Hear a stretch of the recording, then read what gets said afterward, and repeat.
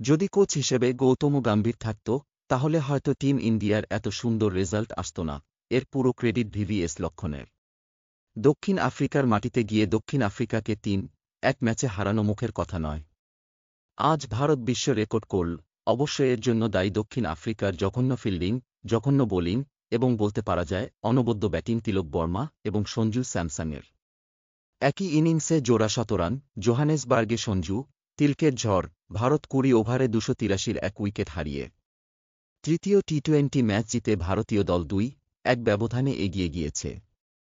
শুক্রবার জিততে পারলে দক্ষিণ আফ্রিকার বিরুদ্ধে সিরিজ জয়ের সুযোগ ভারতের কাছে। বাংলাদেশের পর আবার টি-২০ ক্রিকেটে রানের পাহাড়ে ভারত। টেস্ট খেলিয়ে দেশ হিসাবে টি-২০-তে দ্বিতীয় সর্বোচ্চ রান তাদেরই হল।